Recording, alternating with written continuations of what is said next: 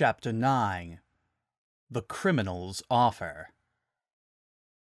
So, what are we going to do when we finally get to the castle? Rainbow Dash asked, floating above Twilight's head as they hiked through the Everfree. We use the elements and stop Nightmare Moon, Twilight said. Weren't you listening to the letter? I was. It's just that there's a few things wrong with that plan, Rainbow Dash said. The princess said there are 6 elements. We have 5, and she said we had to somehow make the 6th. On the way to Nightmare Moon. And even if we did have the last element, we have no idea how to use them. We can't even get the chest open. The princess had complete faith in us, Dash, Twilight said. Rainbow laughed. We're her plan B. 6 mortals doing what an immortal demigoddess failed at, she said. Don't get me wrong, it's great we've made it so far, but we don't really stand much of a chance. If you're having second thoughts about this, then why are you still here? Twilight asked, glaring at the elementalist. If you wanted to, you could just fly right on home to... Twa! Applejack grabbed Twilight by the collar just before she could step into empty air. Twilight yelped when she saw she had nearly stepped off a cliff. Watch where you're stepping, knucklehead, Applejack said, yanking Twilight away from the edge. I'll be sure to. Thank you, Twilight said. She looked across the canyon, and her eyes lit up. Look! It's the castle, she said, pointing to the ruins on the other side. Great! Let's go! Rainbow Dash said, flying across the chasm. She stopped halfway. Oh, right.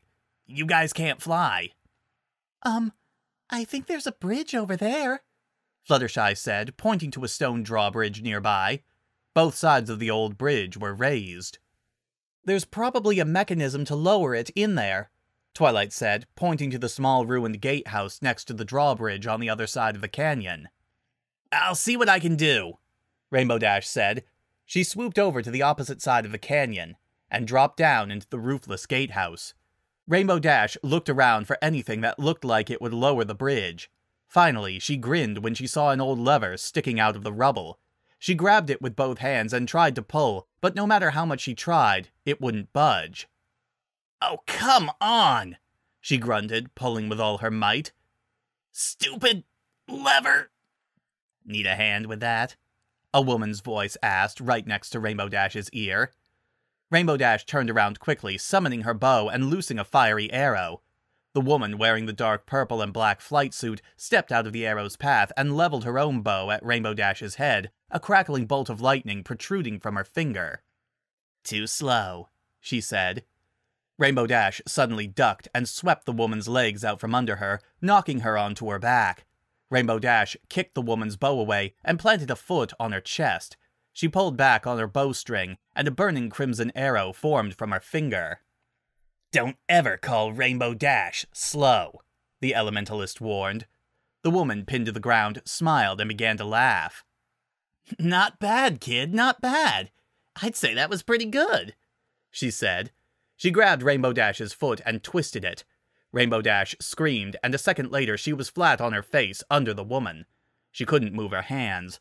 They were stuck beneath her. The woman had a knee pressed into the small of her back and was grabbing her hair with one hand, pulling her head back to put a knife to her throat. But not good enough. You think this hurts? Rainbow Dash said. I've gotten hugs that hurt more than this. I could kill you 6 different ways from this position, and you're still giving me lip? The woman said, her smile almost audible. I like that kind of spunk. You looking for a job? What? A job. J-O-B. Do you want one? The woman asked. I'm putting together a team, and I could use people like you. What kind of team? Rainbow Dash asked. You know the Wonderbolts, yeah? Of course you do. With your skills, you probably spend half your time practicing to get in. More like 3/4. Damn, impressive. Anyway, it's like the Wonderbolts, but around 100 times more awesome, the woman said. No real name yet, but I like the sound of Shadow Bolts. Pretty bitchin', huh? That does sound pretty awesome, Rainbow Dash admitted. But how could it be better than the Wonderbolts? Well, for one, we'll be doing stuff that actually matters. A lot more military stuff. taking orders directly from Queen What's-Her-Face. You mean Nightmare Moon? Yeah, if that's what you want to call her. You want to join? What makes you think I'd even consider joining you? Because, kid, believe it or not, you remind me a fuck ton of myself when I was your age. I can see it in your eyes. You've got skills and you've got talent, and you are begging people to recognize you for it. That's what you want, yeah? The adoration of the masses, the worship, the power. The woman whispered in Rainbow's ear. The Wonderbolts can't give that to you. They're nothing but a flying dance troupe. Join me in the Shadowbolts, and I'll show you real glory. Bite me, Rainbow Dash said. She turned her head and bit the Shadowbolt's arm, making her scream and drop the knife. Rainbow Dash was able to pull one of her arms out from under her and elbowed the Shadowbolt in the face, knocking her off. She rolled away, scooping up her bowl and readying a lightning arrow. Her opponent, however, had recovered from Dash's hit and had her own black bow raised, aiming at Rainbow Dash with a lightning arrow docked. The Shadowbolt was grinning madly. Very nice, very nice. Just what I expected, she laughed. Just what the Shadowbolts need. I'm not going to join the Shadowbolts. Nightmare Moon is going to be defeated, Rainbow Dash said. The Shadowbolt smirked. You really believe that? Because it looks to me like you're having your doubts, she said. You know it's hopeless. Celestia's dead. I saw it with my own eyes. You can stick with the losers and inevitably die, or you can join the winning team. With your drive, you might even be good enough to be my second in command. After that, who knows? If something awful was to happen to me, then you'd be the captain. Rainbow Dash glanced over at the other side of the canyon and saw that the others were trying to get her attention. They were shouting something, but it was too far away to hear clearly. The Shadowbolt noticed where Dash was looking, and she clicked her fingers, causing a dense wave of fog to appear out of thin air, hiding the other side of the canyon. It's me or them, kid. Better make up your mind, she said. Rainbow Dash bit her lower lip. On one hand, she was being offered a chance to have power, glory, and fame in the Shadowbolts. She knew full well that joining would probably lead to some morally reprehensible deeds, but the opportunity for glory was overriding that in Dash's mind. On the other hand, she could stay true to her quest and go up against a demigoddess without anything resembling a plan or even a real way to defeat her. Rainbow Dash lowered her bow, staring at the Shadowbolt in humility. You, she said. The Shadowbolt grinned and lowered her own bow. She never knew what hit her. Rainbow Dash's bow was back up in an instant, and she shot a single ice arrow straight into her opponent's gut. Rainbow Dash would never forget the look of surprise on the Shadowbolt's face as she was thrown backwards by the rough block of ice the size of her head. She crashed into a wall and slumped to the ground unconscious. Fuck you, Rainbow Dash said. I don't abandon my friends. She kicked the drawbridge lever, and was rewarded by the sound of rusty gears and chains releasing as the two sides of the bridge fell. She flew out of the guardhouse, landing in front of the others as they crossed the bridge. Ladies, she said, taking a short bow. As promised, Rainbow Dash delivers. Who was that woman you were talking to? Twilight asked. Rainbow Dash scoffed. Just another one of my crazy fans. She was trying to get me to be the captain of Nightmare Moon's flying team or something. But hey, when I start something, I see it through to the end, Rainbow Dash said proudly. Twilight looked past her at the ruined palace. Well, we don't have much farther to go, she said. Let's hurry, girls. The sooner we get to Nightmare Moon, the... You motherfucker!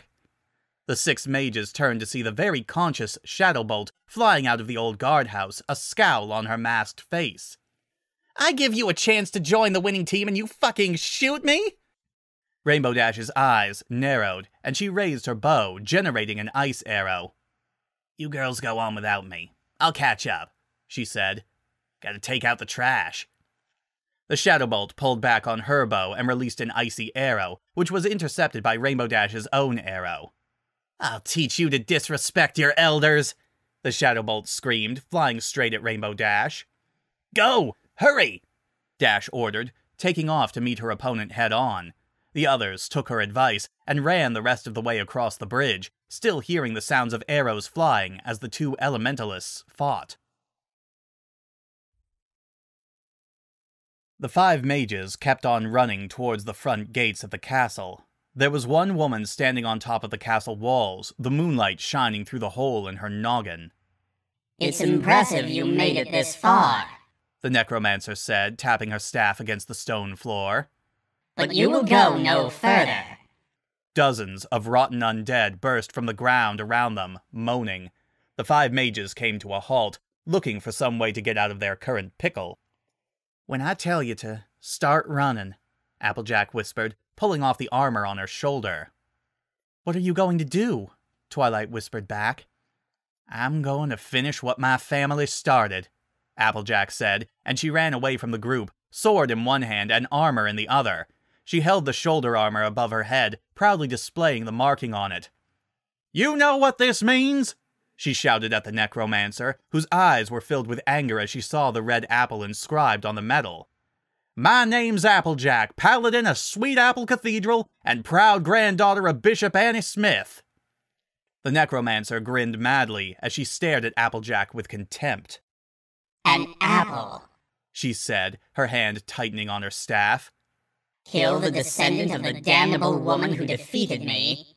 She looked at Twilight. "Or the harmless apprentice." She clicked her fingers, and the undead's priorities changed. They turned away from Twilight and the others and focused on Applejack. "Get going!" Applejack shouted as the undead started to surround her. Twilight, though not happy with this plan, nodded and led the charge through the gates. "Just you and me now," Applejack said to the necromancer. "I am not alone," the necromancer said, and the undead pounced. Twilight was in the lead as they ran through the overgrown courtyard next, and the plants bowed out of their way at Fluttershy's command. All 4 mages were scanning their surroundings for any threat. They didn't think to look down. A pair of furry claws burst out of the ground and grabbed Fluttershy's ankles, and the druid fell with a shriek. Twilight heard it, and quickly turned to see Fluttershy being dragged into a hole by a werewolf. "I'm sorry about this," Fluttershy squeaked, and she jabbed the werewolf in the eye with her staff. The werewolf screamed and vanished back underground. In response to their pack members' scream, a dozen other werewolves broke out of the ground surrounding Fluttershy. The druid met Twilight's eyes, and they reached an unspoken understanding. A wall of greenery shot up between Twilight and the werewolves. "Don't worry about me! I'll catch up!" Fluttershy shouted over the thorny wall. With a displeased growl, Twilight turned around and ran. The druid gulped. I don't suppose you'd like to talk about this?" she asked the werewolves. They growled. "Oh, fiddlesticks."